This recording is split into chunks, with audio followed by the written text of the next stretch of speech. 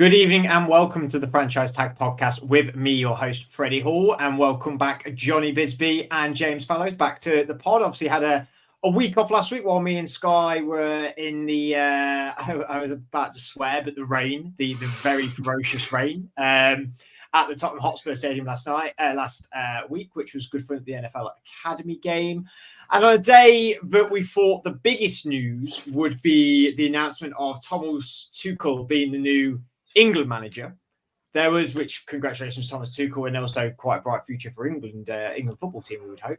There's also been a lot of other massive news, none so more prominent than the recent news that's come out in the last hour regarding Amari Cooper being traded to the Buffalo Bills, which we'll touch on maybe after the main bit of news, which is obviously Davante Adams, formerly of the Las Vegas Raiders, formerly of James's team, has been traded to Johnny's team, the New York Jets.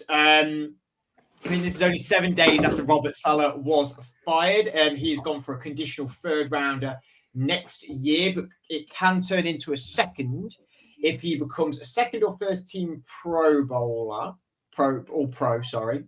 or if he's on the active roster, if and when, Johnny, the Jets make the AFC Championship or the Super Bowl.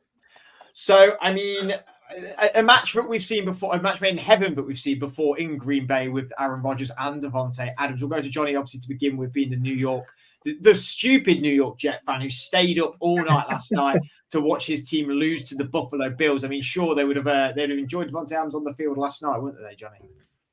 Yes, well, obviously, Davante Adams knew, the Jets 2-4 with a struggling O-line, a rush defense that is, doesn't look great, and a kicker who can't kick field goals from 20 yards. He's come to chase a Super Bowl with Aaron Rodgers. The Jets have completely mortgaged their entire franchise on going for it with Rodgers. I think, last week I was thinking about it, and there was talk of, it was becoming obvious that Adams was on his way to New York. I think, particularly in the betting markets, I think it was as low as 1 to 3 odds on to come to New York. He's now arrived, and for a 31-year-old who we know what he can produce.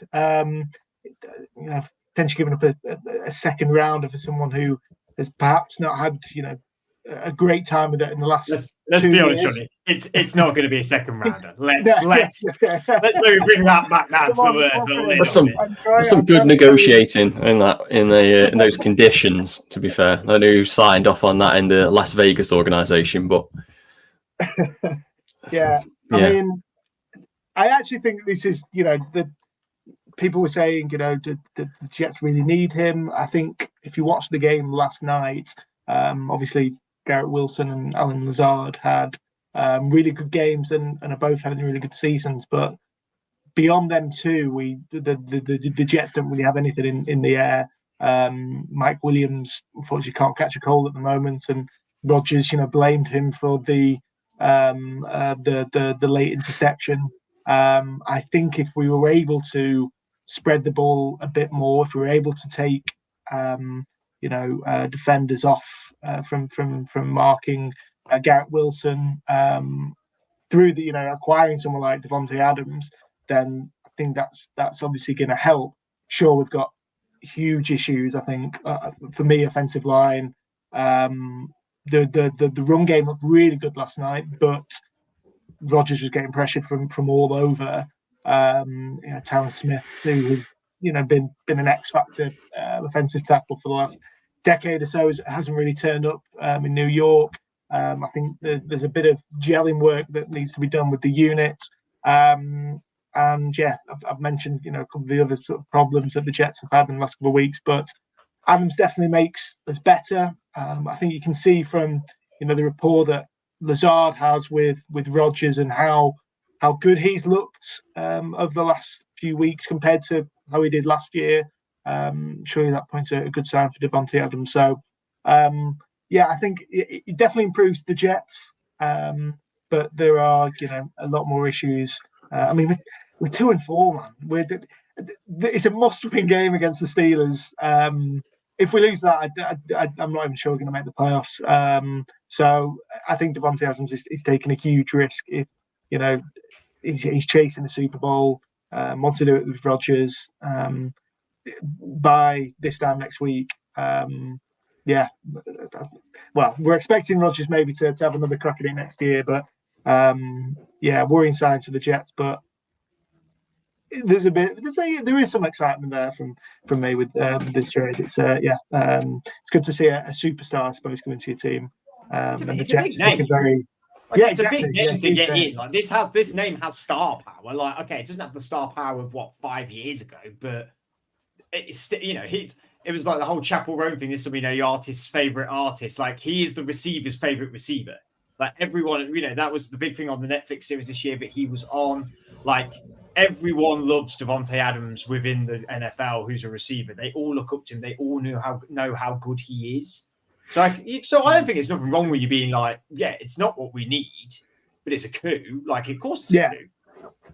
Absolutely. I like I say, I think it improves us. It's not necessarily what we need, but, you know, it's like saying, you know, I don't know if just having, you know, that extra sort of piece gives you another sort of option. Doesn't quite, you know, it's a bit of a stopgap, I suppose. You know, you're not covering the hole that's letting all the water rush in. You're just doing something to prevent the inevitable. But yeah, like I say, another weapon. Let's see Rodgers cook. Exciting times. Well, so far, James, this year, he's played 3 games for you guys, 18 receptions, 209 yards and a touchdown. So he moved to the Raiders in 2022, ultimately to play with his college quarterback, Derek Carr. Yeah. I mean, as soon as Derek Carr went, wasn't the writing on the wall that this was going to happen with Davante Adams? Because, you know, he left Green Bay because he always felt like he probably didn't get the credit he deserved, maybe wanted more money, etc. Wanted to move, but definitely wrote his own narrative of where he wanted to move to because he wanted to play with Derek Carr. And I'm sure there was lots of teams on the market for him at that point. Yeah. You know, Derek Carr goes, you ultimately don't draft a quarterback this cycle round when there was plenty on the table. You know, you could have moved up and instead you go for Brock Bowers.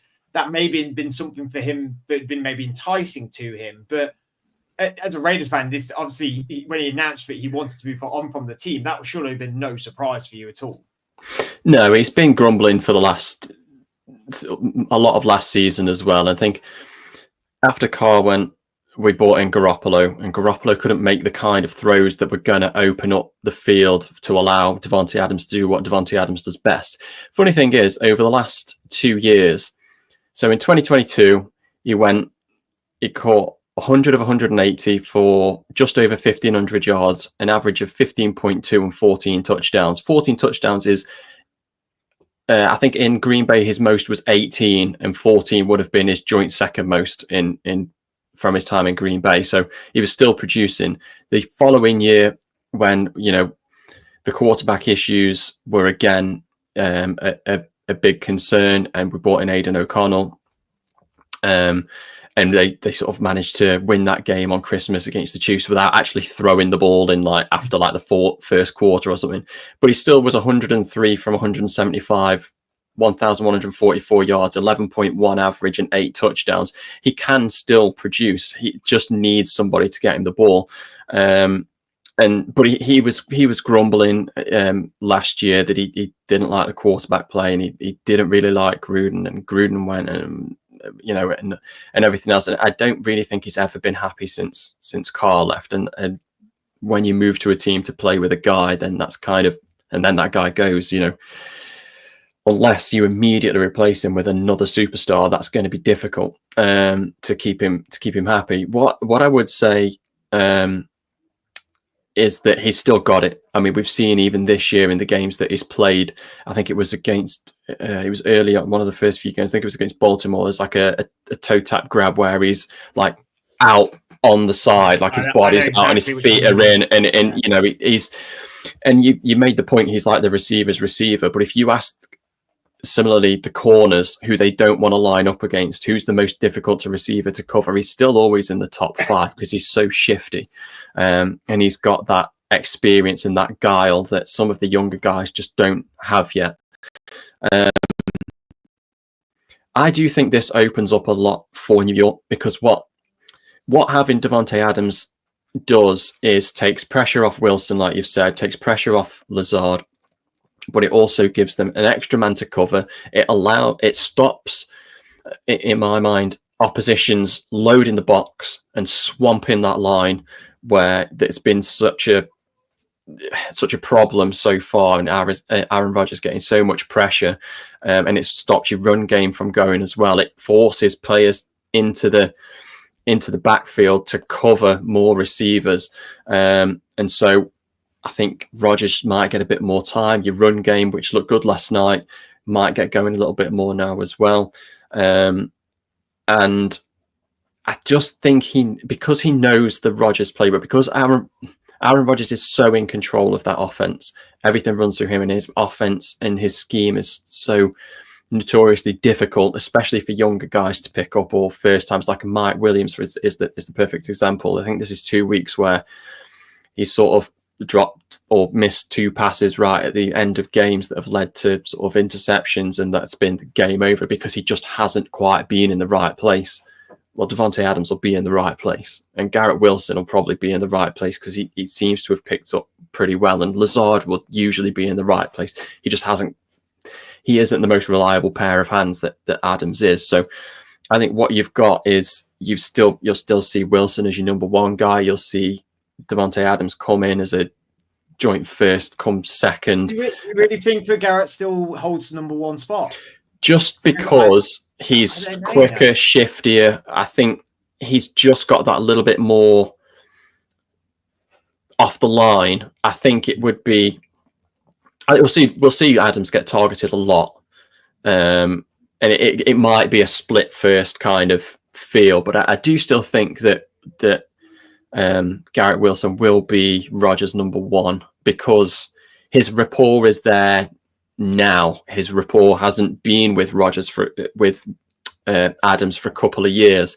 It might be that Adams has lost a step. I mean, obviously Rodgers has too, and so there might be some little adjustment period. Obviously, he's supposedly still got a hamstring problem. Whether that's a legit problem or it's just a way to get himself off the field while they negotiated his trades, I mean, it is what it is.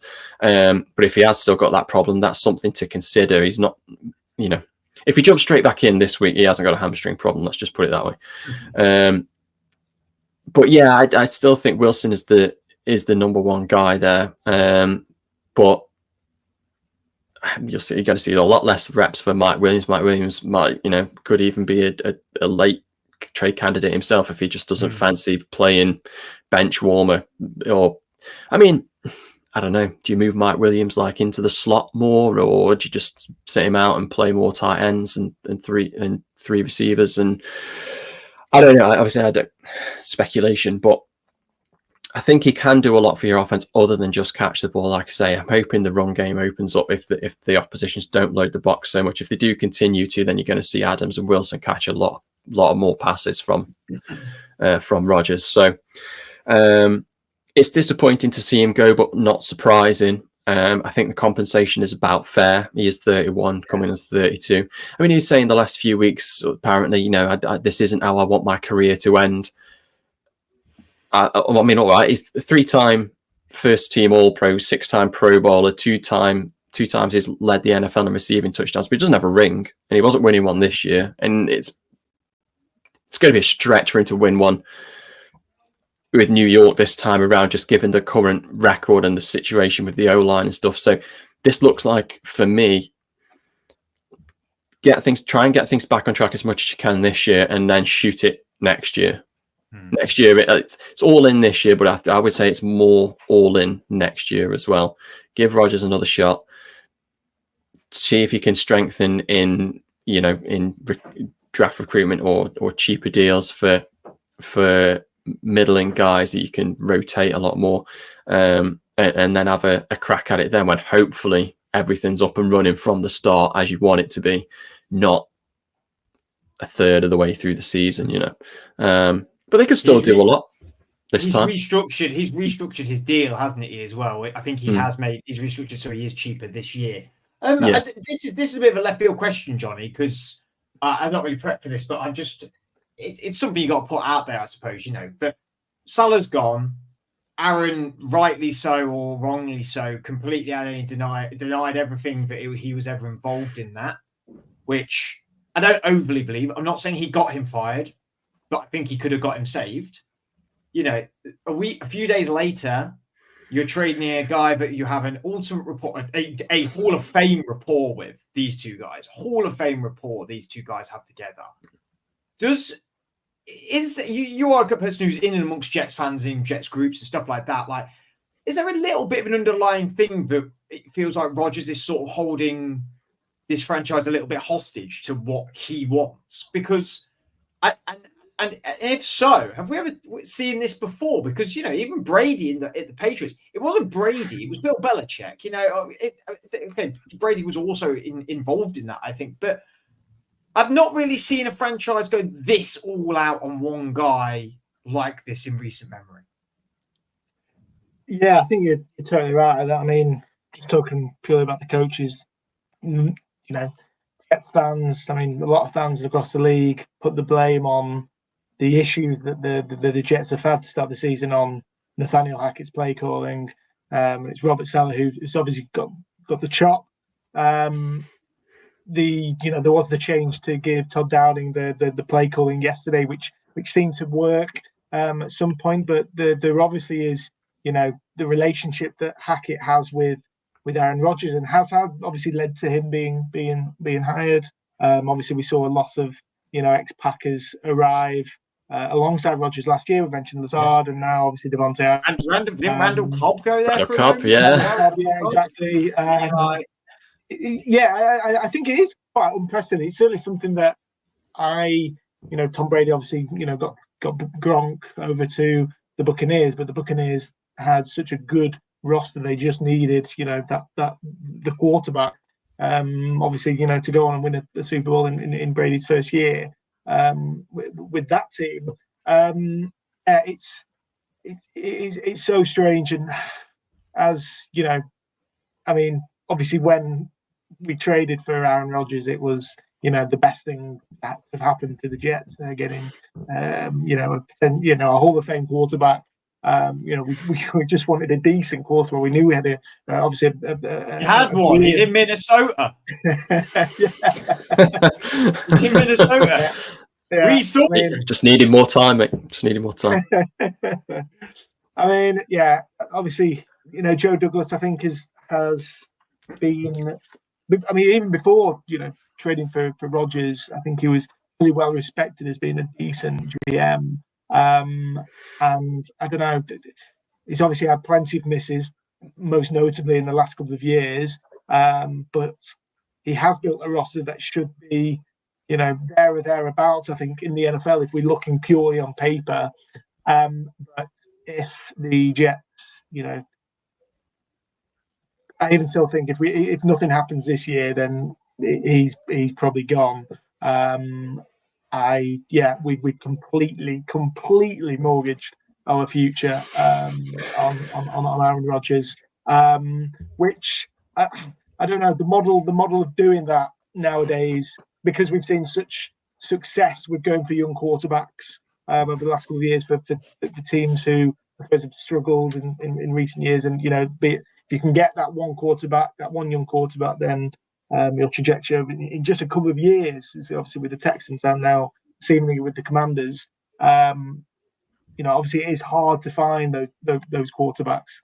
But yeah, the Jets went the complete opposite route, and yeah, if we don't beat the Steelers at the weekend, go ready. Yeah, well, I'm hoping you're not going to beat the Steelers. I really don't. I'm very much on the train of hoping this really explodes in everyone's face. Like, sorry, mate. I mean, like, I'm sorry. I'm gonna have to bring you back down to earth, mate. That's just savage. Yeah. Savage. Sorry, I mean, you're right. I mean, the Jets will be 2-5 and still being, talking to themselves as being a Super Bowl contender. It's I don't know. Sorry, just go on. Just one thing, like you mentioned about like Brady and Belichick at the Patriots and stuff before, and this kind of thing didn't happen. I think you look at the hierarchical structure as well. Like it was all Bill Belichick in New England. Like Bill, there was no real, like, obviously they could have been going above him, but you're basically going to Robert Kraft, who was just giving it back to Bill Belichick and just said, okay, you just sort this out. The last couple of weeks, it's just felt like Rodgers has gone to everyone, look, just hold my beer. Let me just show you how you sort this thing out. And I'll get rid of that guy. Get rid of that guy. Stop these guys going. The headmaster role, isn't he? Yeah, basically. And bring in my mate, who I know is still top drawer, and we'll sort this out. And it's sort of, I don't know. I'm in two minds. I kind of want it to work because I have to admit I'm a big Rodgers fan, and I have been for ages. He's been one of my favorite quarterbacks ever since he came into the league. Just the way that he reads the game and the shifty little things that he does are so unique to him that I think is really intriguing to watch. This feels like it is starting to get a little bit circus-ish. It's getting out of hand. But if it's not getting out of hand, if you win, though, that's the thing. At the moment, it's not working. You've got to win, though, James. But this is it. You've got to win. But if they go on a 5-game heater now and rip the next 5 games off, it's fine. It doesn't matter, does it? You know, it doesn't. It matters in the grander scheme what happens at the end of the year. You know, you don't reach the playoffs or you crash out in the first round. That's still disappointing. But if you go on a stretch now, and I'm pretty sure they've got a fairly winnable schedule, apart from seeing the Bills again, who, you know, you weren't a million miles off beating this time. You know, your in division games are not difficult, and I'm pretty sure the schedule's quite favourable. It's possible that Rodgers just does this thing that he did in Green Bay a few years ago, where he's like, okay, right, let's buckle down now, and then like win the next 8 games or something. Yeah, it's a stretch to see that at the moment, but the games, some of the games that they've lost have been close. You know, you think if Adams had been there from the start of the year, that this record would probably be reversed.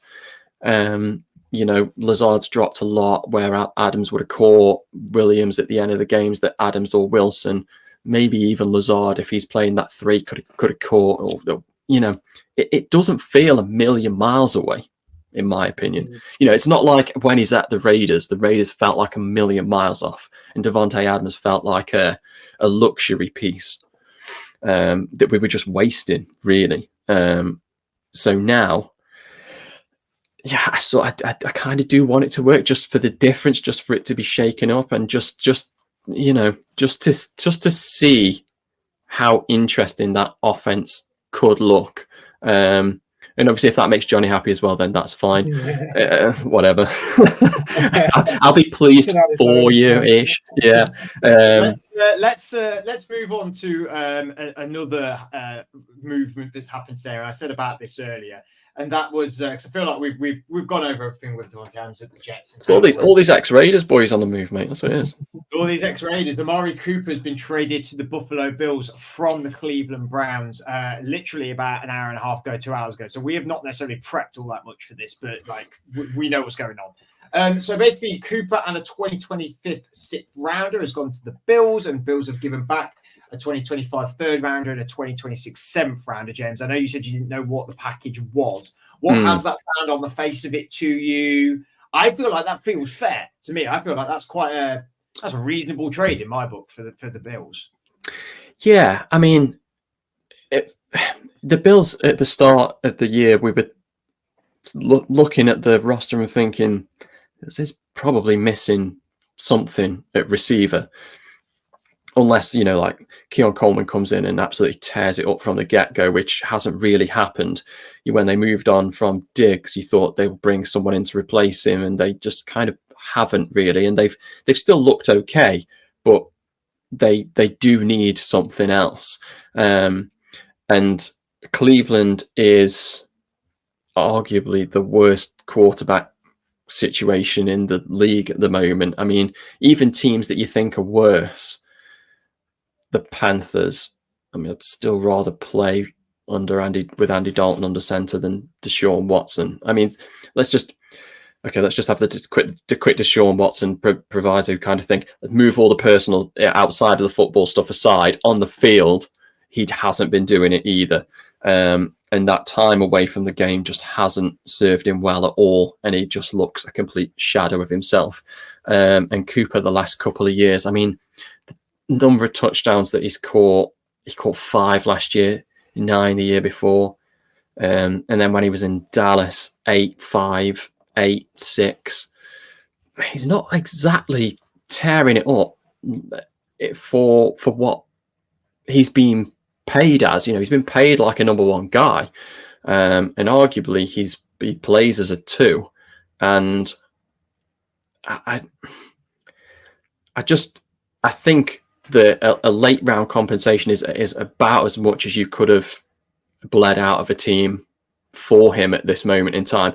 That being said, he's got good hands. If you can get the ball to him, he's big. He can elevate well. He's still got the jump. He looks like he can go up and make a catches up at that high catch point, challenging cornerbacks like in that sort of one-on-one way. And Josh Allen obviously is a major upgrade for him and will give him plenty of those opportunities. And he adds something different to their receiving core. They're very small, quick, shifty receivers. He's that big frame that can move people around and knock people off the ball. He can play that sort of blocking game. He's quite used to that. You know, I remember him doing it at the Raiders quite a lot. He's just when he's coming at you, he's like he was at one time anyway. He was a bit like a freight train. You know, you just didn't want to be in the way of it when he's moving at full speed. So I don't know if he's got that intimidation factor anymore. I don't think defenders are scared of him. But is that just because the throws haven't been great? He got 1,250 yards last year at Cleveland. Though, yeah, he might have scored 5 touchdowns, but Duke can get you down the field. Like he can. Career high as well, wasn't it?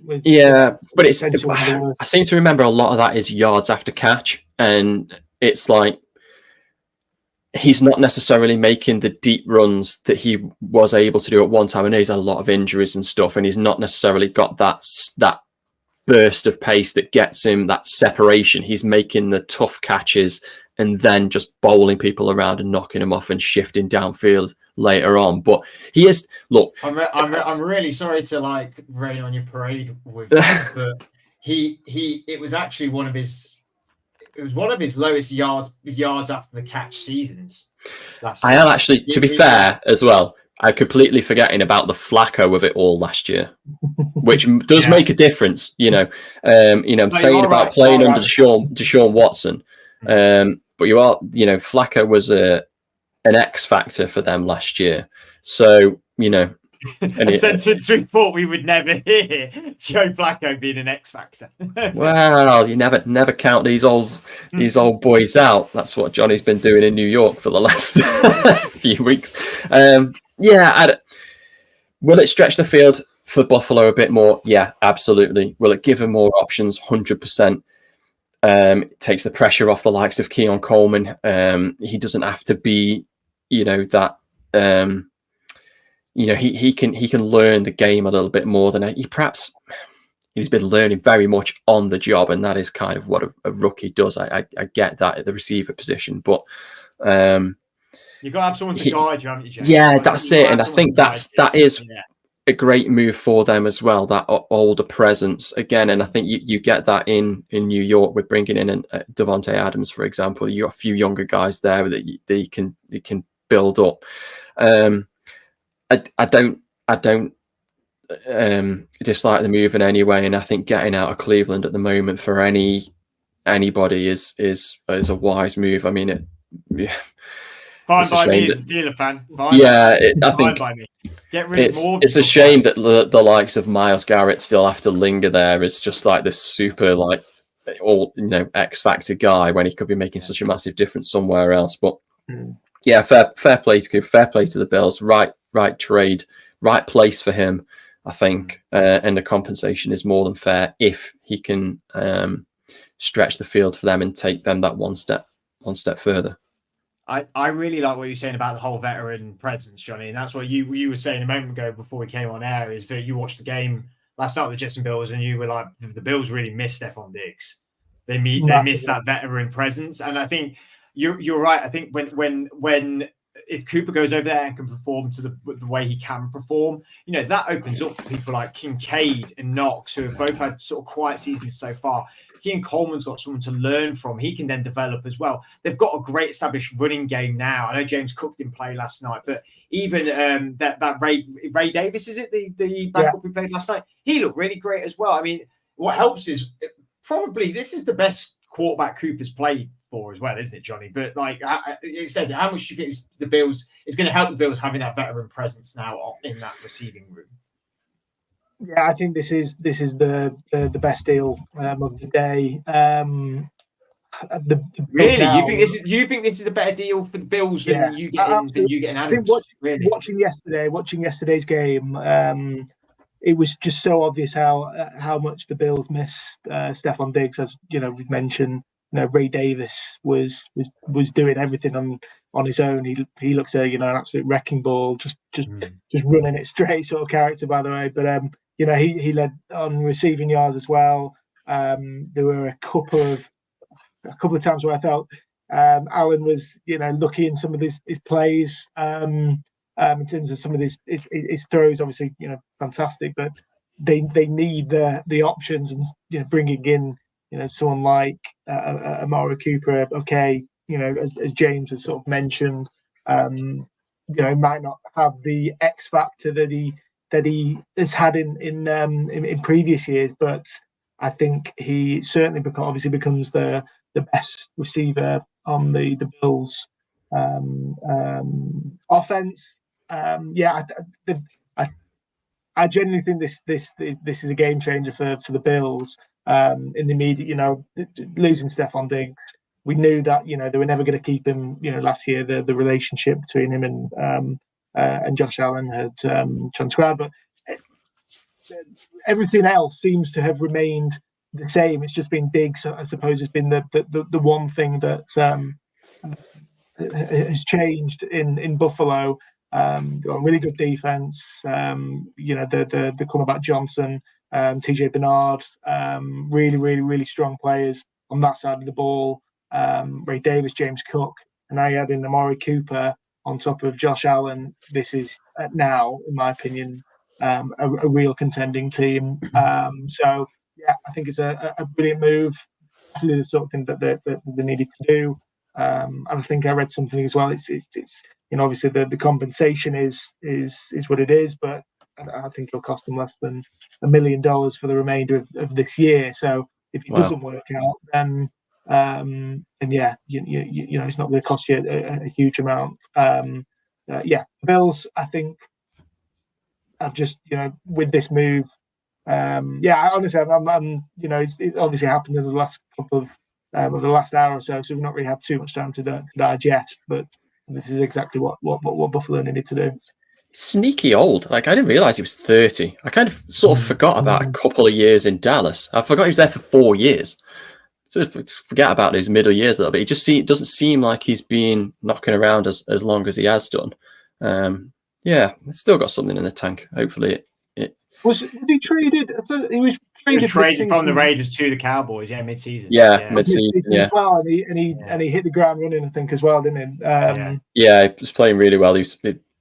Again, we were having quarterback issues at the time, and it just was the right move for him to go there. He that year played 6 games for the Raiders, 9 games. I think he got 1 touchdown as well.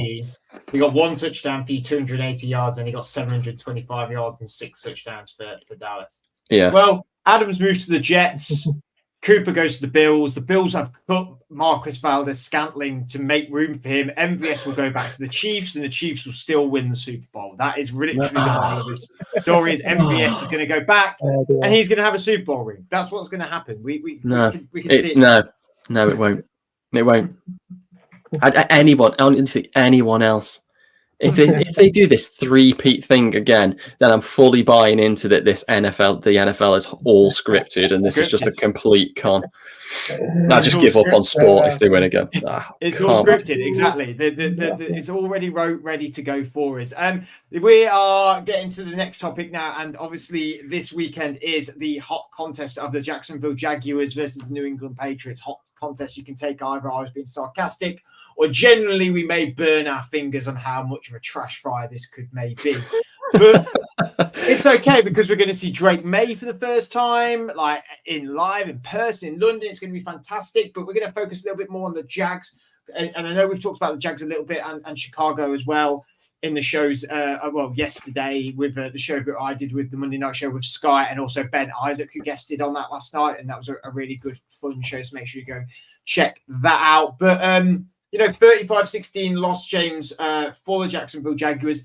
It's been bandied around now. How long is it before the Jacksonville Jaguars maybe feel that Doug Pederson isn't the guy to move forward with? I mean, they lost to the Dolphins, they've lost to the Browns, the Bills, the Texans. They did beat the Colts, but they always seem to beat the Colts in that weird game.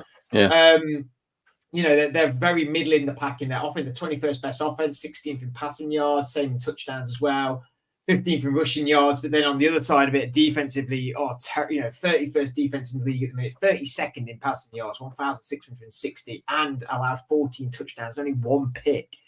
I mean, we've already had it once with one coach in London. Does it feel like if they don't get a win against the Patriots this weekend, that this might be something that Doug gets back to in Florida?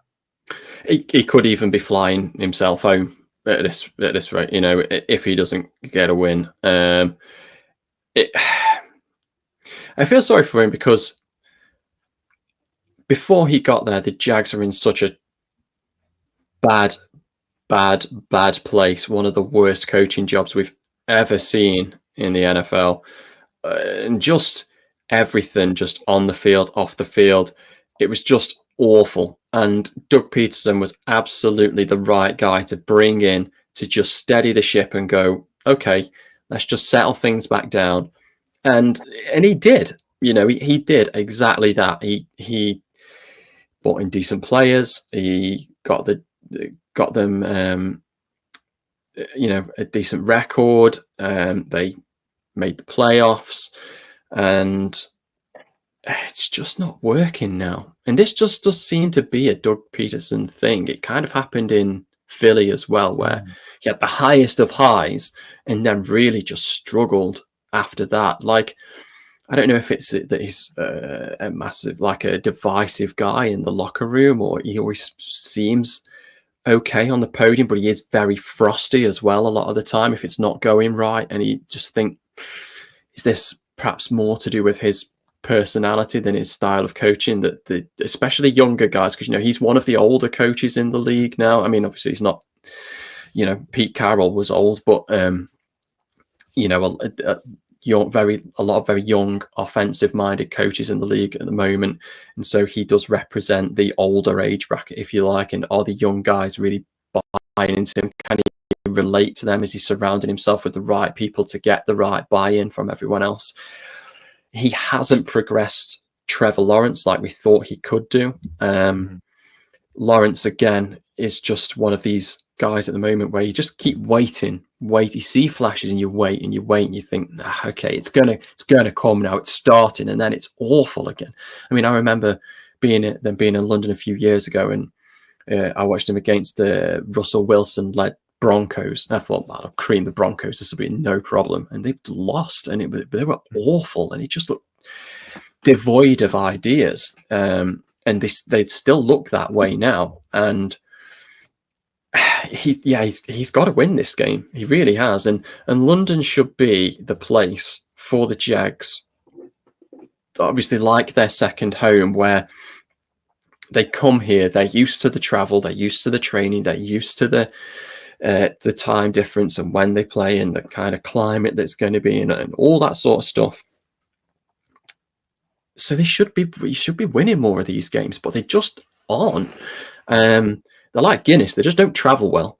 And it's just I don't know. I think if he doesn't win this, he's really, really struggling, and it wouldn't surprise me if shortly after the game you found out that it was done. I mean, he might as well just, if it's not looking good at half time, he might as well just throw all caution to the wind and just go Mac Jones revenge game and see if he can just do anything at all. And I don't know, it just feels like something crazy could happen if it's not going his way. Like he is a bit of a toys out the pram kind of dude, I think. It might be a bit weirdly his saving grace of going like, we're in a bind here. This is my job. We're in London. If we can do some crazy plays and pull something out of the bag, and I don't know, just make it really exciting. Even if they lose, because it's in London, it can be a bit like, well, it was in London. Yeah, we are used to it, but it's not really our home and stuff like that. I don't know. It's but they're not even good in their own home, so. Well, I don't know. What they might as well do this at the moment, because just looks such a lackluster offense, is they might as well just get the offensive minds together and just go, okay, how many trick plays can we draw up? Jet sweeps, motions, using receivers as running backs and running backs as receivers, and bringing in fullbacks and loading up on tight ends, and just anything, like even, put Mac Jones and Trevor Lawrence on the field at the same time, anything, just have them play keep ball down the middle of the field or something, just anything ridiculous that could happen. Now feels the time to just go deep in the playbook and just get anything out there that might work, that just makes them a little bit more interesting. But I just kind of thought that would have happened already. Like this first week in London was prime for that. I think going to these weird situations is a great time to experiment and do something unusual. I remember seeing the Rams do it against the Bengals a few years ago, using like a lot of motion when Goff was still there with Kupp and Woods, and they had an amazing play. And they never really did it again at home. And it's just like, I don't know, this is a weird vibe and a weird environment. They're lacking creativity, aren't they? I think that, like, you're right in that they are lacking creativity in what they're doing. And yeah, it's going to be a bit tough. Johnny, if he was to go, who do you think of anyone that would replace him? So Bill Belichick, maybe? Is the name that everyone seems to be talking about. I mean, I don't know. I'm not convinced that Bill would come in straight away mid-season into a dysfunctioning team. Both sides of the ball. Considering how bad their defense is. Yeah, I know he's only just gone, but is Salah a candidate? Do you think maybe? Ooh. No, I think that's probably, know, man. I think that's probably too soon. He's going to be the next defensive coordinator for the San Francisco 49ers. I'm convinced of it. But I don't know. I think I was just been looking at some names, of who could be like the long term. Obviously, Belichick is very heavily convinced. The usual suspects of offensive coordinators, the likes of Ben Johnson. We know how much he's been a creative mastermind. Obviously, stayed back in Detroit a year. He's going to be due. He will be a head coach in the NFL next year. I think so. This seems like a decent opening. Obviously, with the quarterback who potentially develop. Just looked at Cliff Kingsbury as well, which I found quite interesting, because obviously we know how good he's been at developing young quarterbacks as an offensive coordinator. He's doing it again with Jaden Daniels. I think Cliff in Washington at the minute, though Dan Quinn is the head coach, I feel it's like, Cliff, that offense is yours, man. You go crazy with Jaden. I've got the defense. I'll get that. It almost does feel like a bit of a partnership, doesn't it, in a way? That is the issue, yeah. That was obviously the case in Arizona, which ultimately led to what became a bit of a car crash for that franchise, which they're only just recovering from. I really don't know. I mean, it just screams, the Jets, the Jags are going to be cleaning, not just the front office, but the whole house. I think in terms of players. I don't know. Watching the game on Saturday, Lawrence obviously isn't looking like an elite quarterback, but he really wasn't helped out by, his receivers. I think the amount of drops from the receivers in key positions was, a big takeaway for me at the game. So it's everywhere. The defense is terrible. Obviously, they've drafted Brian Thomas, who looks good, but there's no one else. Travis Etienne is injured and hasn't been productive. Been Tank Bigsby's been really impressive. Yeah, let's get him in. But I don't know. There's nothing really seemingly exciting about this Jags team at the moment. I think they're just still clinging on to the hope that Trevor Lawrence will, still become the top 10. Or the elite guy that he is. I don't think he's anywhere near that at the moment. They've got to. They've paid him. They've paid him like that.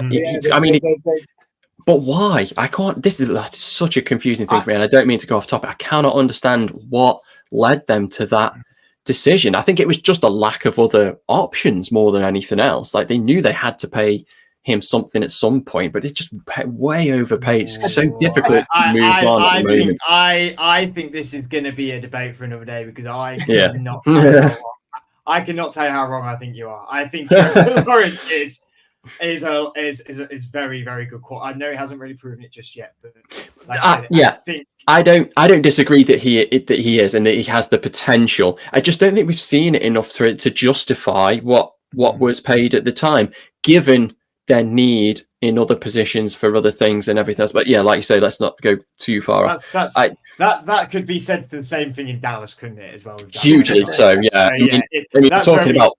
Talking about Belichick before, he's got to be on Jerry Jones's number one speed dial at the moment. Like Mike McCarthy must just feel Belichick's eyes burning into him or something.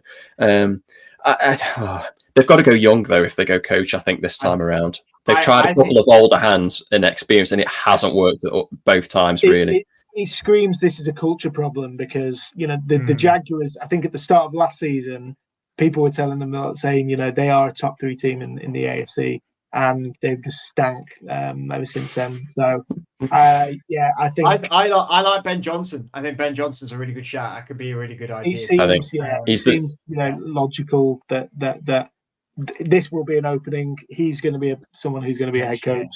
He's going to be the number one name, isn't he, that people go after, I think.